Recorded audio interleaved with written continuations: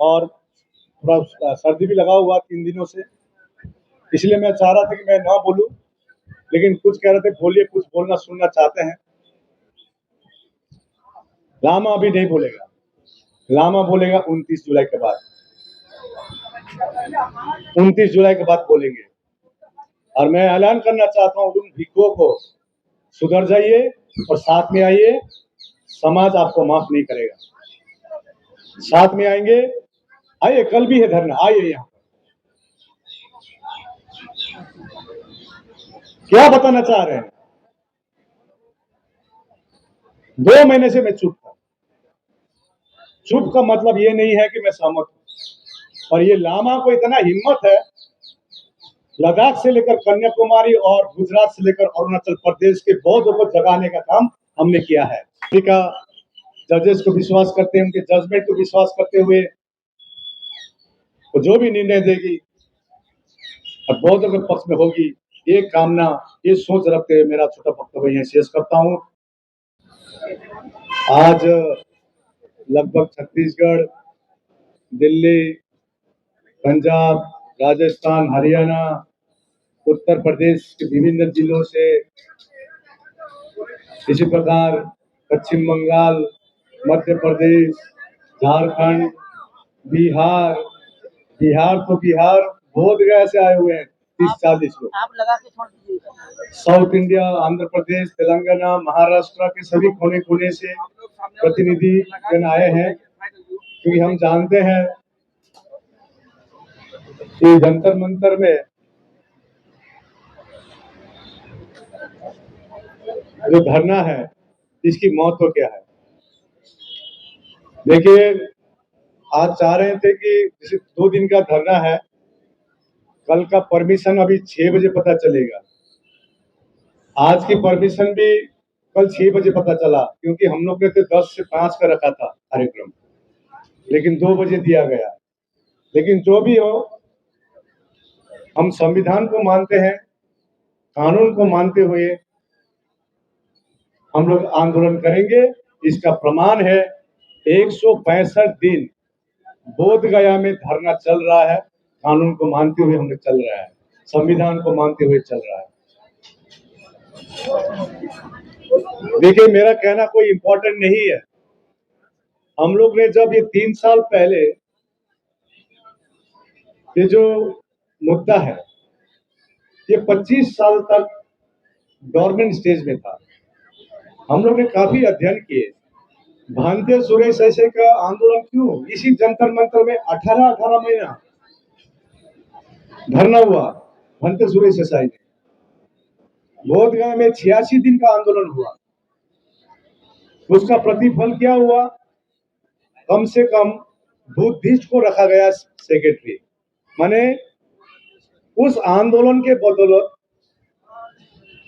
बिहार सरकार और भारत सरकार को पता चला कि महाबोधि महाविहार बोधगया तथागत बुद्ध ने ज्ञान प्राप्त किया है, क्योंकि बुद्धिस्ट सेक्रेटरी तो अभी हुआ है 2002 में। तो मतलब 2002 को पता चला भारत सरकार और बिहार सरकार को, तथागत बुद्ध ने ज्ञान प्राप्त किया है और सम्राट अशोक ने बनाया है। इतना तथ्य है हमारे पास, पौराणिक इतना आर्कोलॉजिकल एविडेंसेस है, तब भी हमको संघर्ष करना पड़ रहा है। इतने गर्मी में जंतर मंतर में आकर हमको कहना पड़ रहा है कि हमारे महाबोधि महाविहार हमको सौंपो। हम तो दूसरे के हक अधिकार नहीं मांग रहे हैं,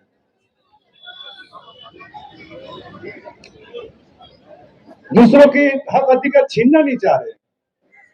हम चाह रहे हैं कि जो बीटी एक्ट 1949 है, जो बौद्धों का ऊपर अन्यायपूर्ण कानून है, इसको निरस्त किया जाए। और वैसे भी संविधान में आर्टिकल 13 क्लियरली लिखता है उसमें कि कोई भी कानून 26 जनवरी 1950 के पूर्व कानून शून्य होती है।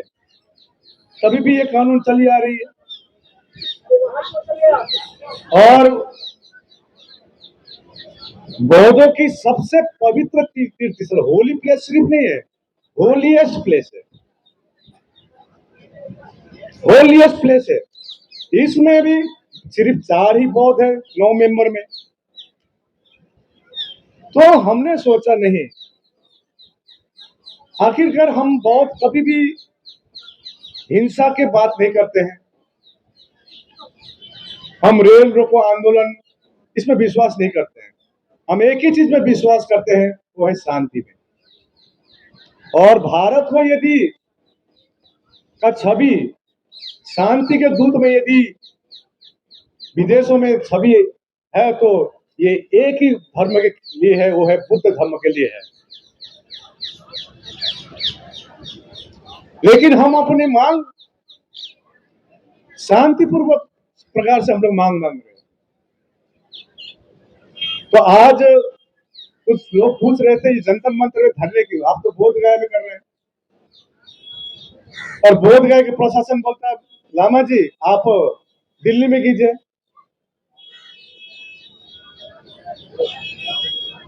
यह धरना करना कोई शौक नहीं है किसी को। यह धरना जंतर मंतर में हम लोग कर रहे हैं, इसका मेन उद्देश्य क्या है कि हम बौद्ध इतना डेस्परेट हो गए हैं, अब खुद को शरीर में आग लगाना खाली बाकी है, आत्मदाह करना खाली बाकी है हम लोग को। और हम कहना चाहते हैं इस प्रांगण से, महाबोधि महाविहार के लिए हम जान देने को तैयार है, ये जनाना चाहते हैं केंद्र सरकार को। ये पीड़ा है, आज हम गर्मी में यहाँ पर सहते हुए बैठे हुए हैं। बोध गया में 45 डिग्री तक हमारे भिक्षु गण वहां पर डटे हुए हैं 165 दिनों से। ये पीड़ा है, ये सरकार से अनुरोध कर रहे हैं बारंबार। आज तो 165 दिन हो गया है। इस बार भारत के कोने कोने के बौद्ध इतना दृढ़ संकल्पित है, मैं अभी लद्दाख जाके आया हूं, इतना दृढ़ संकल्पित है कि हम 165 दिन तो क्या 365 दिन के लिए भी तैयारी करके बैठे हुए हैं।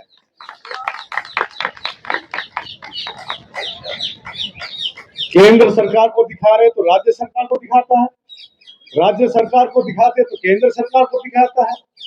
भंते सुरेश देसाई ने 2012 में रिट पिटीशन फाइल की, 2012 रिट पिटीशन का कुछ एक सिंगल हियरिंग ना होना, और आप विदेश जाकर कहते हैं कि हमने बुद्ध दिया है, युद्ध नहीं। कथनी और करनी में फर्क है। हम चाहते हैं जिस प्रकार सम्राट अशोक जिस प्रकार अमर हो गए, विश्व विख्यात हो गए, हम चाहते हैं भारत के प्रधानमंत्री नरेंद्र मोदी जी और बिहार के मुख्यमंत्री भी नीतीश कुमार जी इस कानून को निरस्त कर कर आप भी अमर बन जाइए। हम लोग बहुत आपको लिए आशीर्वाद देंगे। ये छोटी सी काम है, जो भी हो, इस आंदोलन के बदौलत हमने ऑल इंडिया बुद्धिस्ट फोरम के तरफ से इंटरवीन एप्लीकेशन डाला, उसके आधार में कम से कम फर्स्ट टाइम हियरिंग हुई 16 मई में। अभी 29 जुलाई को फाइनल हियरिंग का प्रोसेस चल रही है। हमारे कुछ साथी को कहा गया था कि आप रिट पिटीशन ना डालें, फिर रिट पिटीशन डालेंगे, फिर 10 साल 15 साल। अभी 29 जुलाई आ रही है, उससे पूर्व 30 जून में एक खबर आती है कि महाबोधि महाविहार मुक्ति का पिटीशन को खारिज किया गया। और हमारे लोग, हमारे बुद्धिस्ट धर्म को जितने भी बौद्ध होते हैं, ये कहा जाता है बुद्धिस्ट आर वाइज पीपल, लेकिन कुछ वाइज पीपल, ऐसा वाइज पीपल है जानता है और फेसबुक में शेयर कर देता है, कितना वाइज हो गया है, कितना बुद्धिमानी हो गया है। अरे हमारी धर्म तो ये सिखाती है, जानो छानो उस पर मानो। जानते हैं और मानते हैं, फेसबुक में लाइव कर देते हैं, छानता नहीं। वो रिट पिटीशन को जो सुप्रीम कोर्ट छुट्टी में था, वैकेशन बेंच ने वो डिसीजन दिया था कि वो हाई कोर्ट में जाए, लेकिन हम लोग ने जो इंटरवेन किए इसके 29 तारीख को है, और हम सरकार से उम्मीद लगा के बैठे हैं। ये धरने स्थल से, जंतर मंतर से कह रहे हैं, ये रातों रात बीटी एक्ट निरस्त होने की वाली बात है। सरकार से अनुरोध कर रहे हैं बारंबार, हम आपके ऊपर विश्वास कर रहे हैं कि बीटी एक्ट को निरस्त कर महाबोधि महाविहार को मुक्ति दिलाएंगे। आप बताइए, कोई भी धार्मिक स्थल हो, मंदिर हो, मस्जिद हो, गुरुद्वारा हो, चर्च हो, उसी धर्म के लोग ही संचालन कमेटी में होता है। तो बौद्धों का सबसे होलीएस्ट प्लेस, सबसे पवित्र जगह महाबोधि महाविहार में तो बौद्ध होना चाहिए। सिर्फ 4 बौद्ध है। तो हमारी यही मांग है, पूरे चेयरमैन से लेकर पूरी कमेटी बौद्ध हो, सरकार के निगरानी में रहे। हमने अभी पत्रकार को बोल रहा था, अनिल कपूर का एक सिनेमा आया था, एक दिन का मुख्यमंत्री। मैं वो पत्रकार को बोला हूं, बौद्धों को सिर्फ 1 साल के लिए दीजिए, हम बोध गया को स्वर्ग बना के दिखाएंगे। ये आपको मैं प्रण करना देखना चाहता हूं। 1 साल दीजिए सिर्फ, ठीक है। हम आपके सेंटिमेंट को रिस्पेक्ट करते हैं। आप बुद्ध को मानते हैं, विष्णु का अवतार, लेकिन एक भी विष्णु का मंदिर में दिखा दीजिए बुद्ध का मूर्ति दिखा दीजिए। एक भी विष्णु का मंदिर में आप दिखा दीजिए, कोई भिक्खु या लामा लोग वहां पर कमेटी में है। आपका रिस्पेक्ट करते हैं, इसका मतलब ये नहीं है बौद्ध शांत है, शांत रहता है, इसका मतलब ये नहीं है कि हम लोग सहमति है। हम लोग महाबोधि महाविहार के लिए अपनी जान कुर्बान करने के लिए तैयार है। ये भीड़ आज जला रही है। मैं इस मंच से मैं इतना खुश हूं कि आज देश भर में आंदोलन हो रही है।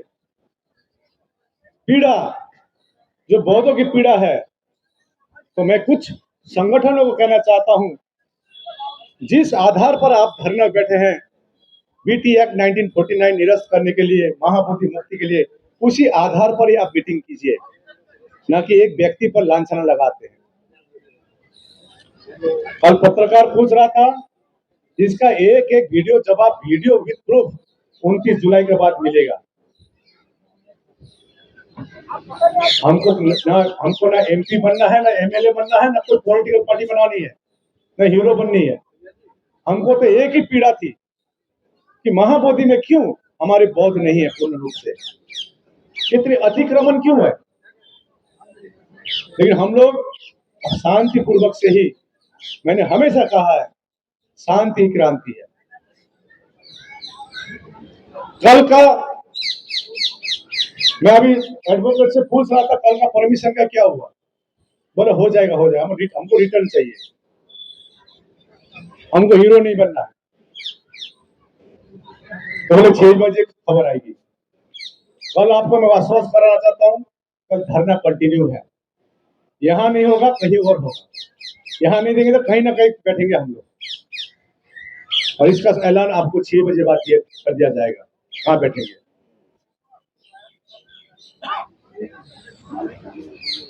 तो ये पीड़ा सरकार को समझना होगा। हम शांति के दूत हैं, शांति में विश्वास रखते हैं। हम इस देश को ऐसा देश बनाना चाहते हैं जिसमें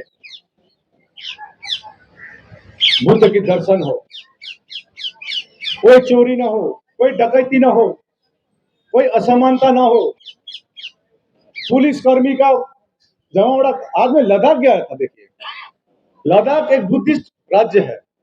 अब उतरते ही पता चलता है क्या है, मैंने तो वहां पर एक पुलिस भी नहीं देखा। लद्दाख में चोरी नहीं होती है, जेल में लोग नहीं है। हम तो भारत को, हम लोग बौद्ध उस भारत को कल्पना कर रहे हैं जब सम्राट अशोक के समय के भारत हम लोग कल्पना कर रहे हैं।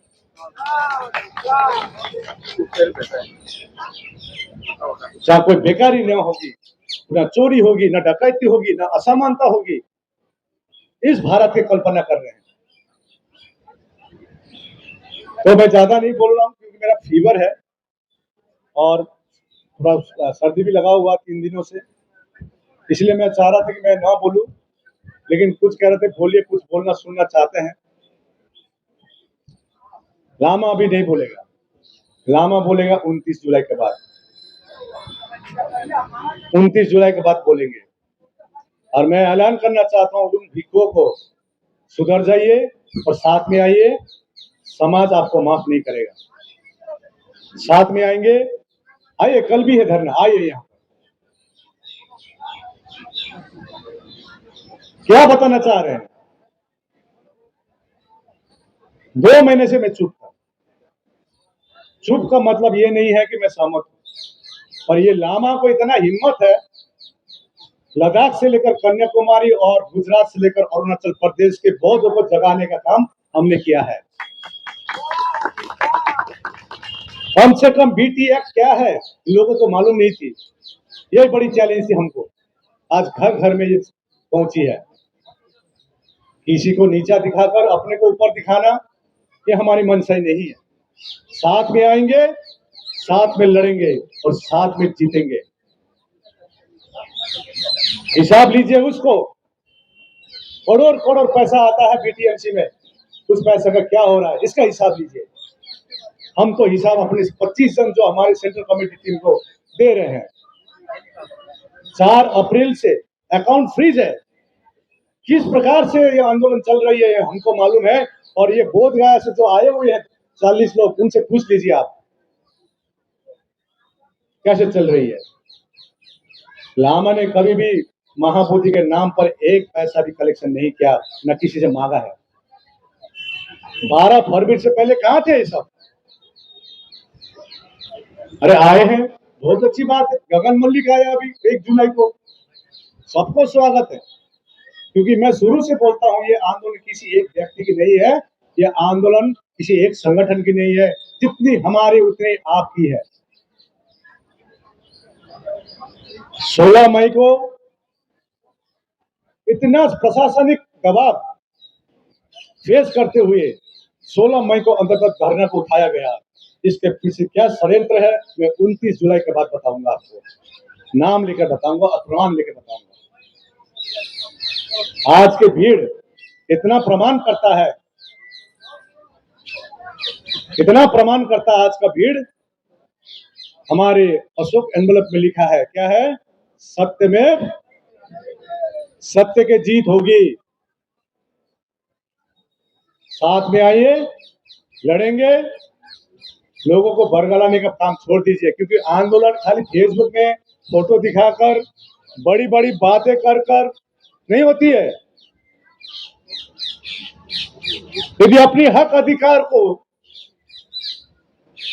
यदि प्राप्त नहीं होती है तो बाबा साहब ने कहा है छीनना पड़ता है। भाषण में तो छीनने का बात करता है।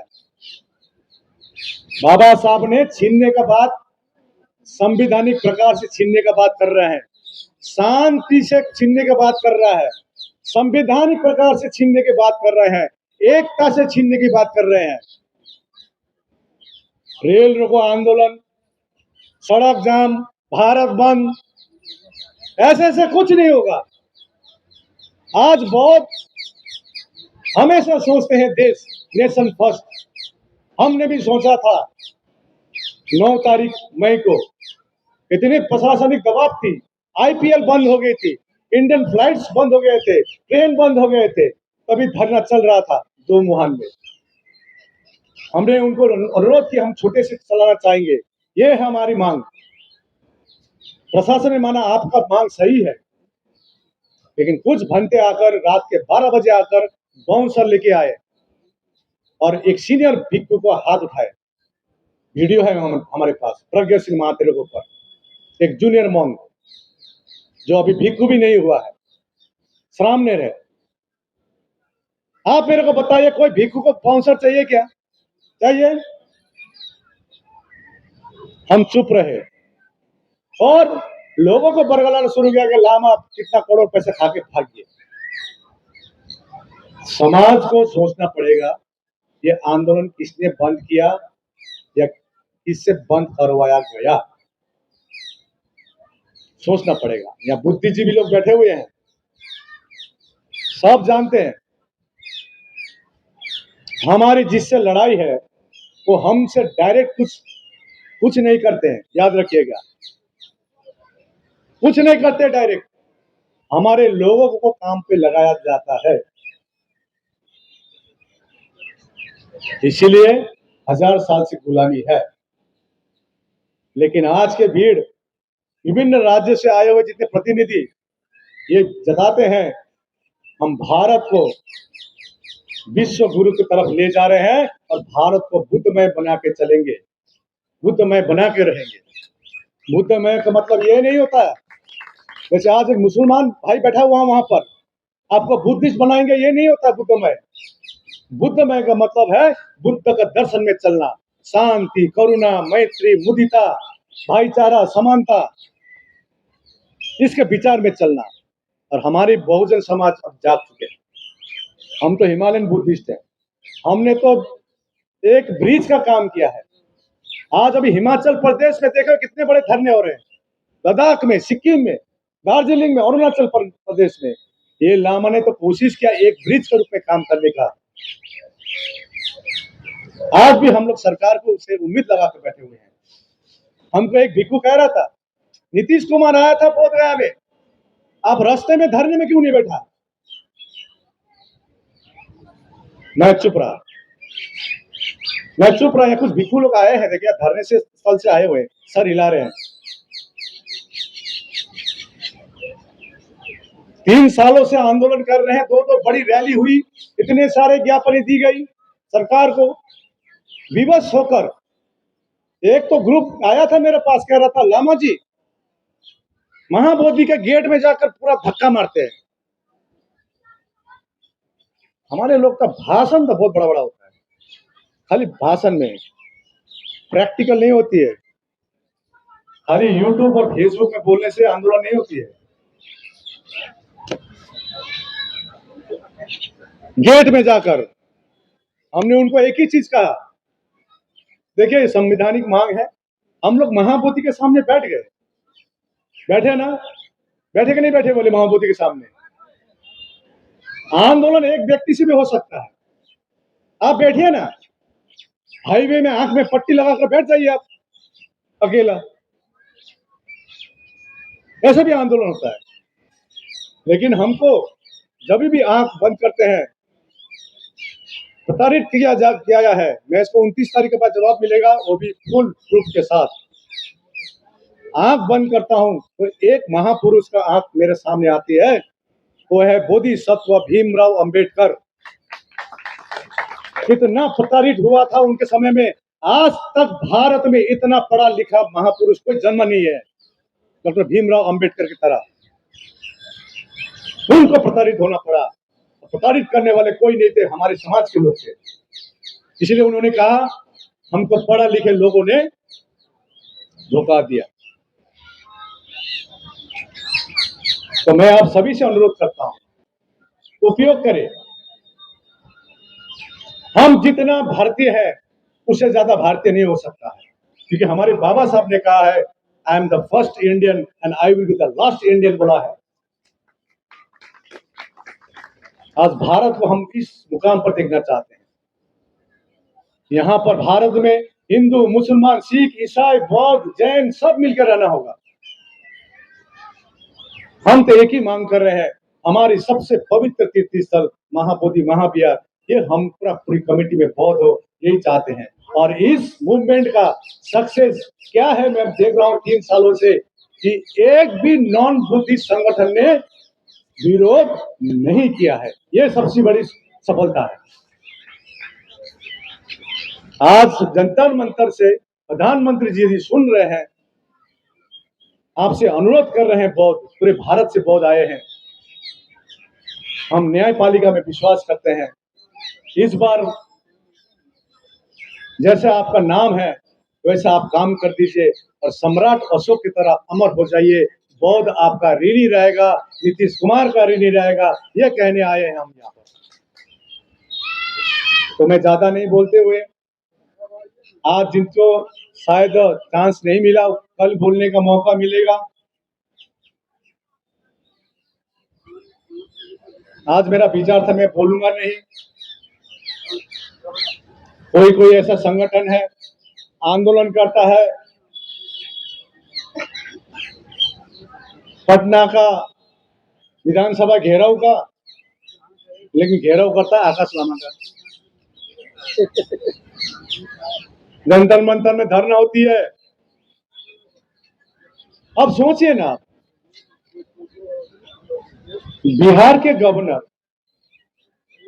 बिहार के गवर्नर आरिफ मोहम्मद खान, उनको इतना विवेक नहीं है। बुद्ध जयंती 12 मई में है और शिवलिंग का पूजा कर रहा है वहां पर। इतना तो विवेक होना चाहिए। इसका आप बोलिए, हम कीजिए ना शिवलिंग का पूजा, हम क्या मना कर रहे हैं, कीजिए।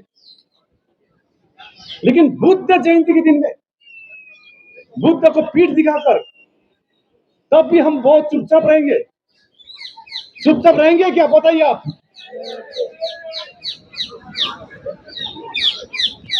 आज का जो गूंज है, यहां से गूंज पहुंच जाना चाहिए पार्लियामेंट में। और मैं अनुरोध करता हूं, पार्लियामेंट चल रही है अभी, चंद्रशेखर आजाद जी को धन्यवाद देते चाहते हैं, वर्षा गायकवाड़ जी को, खड़गे जी को, इस प्रकार जितने भी हमारे विधायक एमपी ने बात उठाई है। मैं अनुरोध करता हूं, 50% बहुजन समाज है पार्लियामेंट में, अपने दायित्व को पूरा कीजिए। आज आप जो पद में है, इस पद का आप उस पद में क्यों है, इसको अध्ययन करते हुए आप महाबोधि मुक्ति के लिए आप लोग आवाज उठाइए। मैं आप सबसे, सभी एमपीओ से अनुरोध करना चाहता हूं। तो आज का भीड़ एक चीज सचमुच प्रमाण करती है, मैं हमेशा बोलता हूं, अपने हक और अधिकार के लिए निमंत्रणा नहीं दी जाती। अपने हक और अधिकार के लिए निमंत्रणा नहीं दी जाती। जिसका जमीर जिंदा है वो खुद ब खुद चले आते हैं। ये आज का भीड़ ने प्रमाण कर दिया। तो आप लोग ध्यान से सुने। आज के जो सभा, आज के धरने के मार्फत हम यही सरकार से अनुरोध करने आए हैं, बहुत को जल्द से जल्द न्याय हो। और हम न्यायपालिका पर विश्वास करते हैं। न्यायपालिका जजेस को विश्वास करते हैं, उनके जजमेंट को विश्वास करते हुए वो जो भी निर्णय देगी और बहुतों के पक्ष में होगी, ये कामना, ये सोच रखते हुए मेरा छोटा वक्तव्य यहीं शेष करता हूं। भगवत तुम सब मंगलम।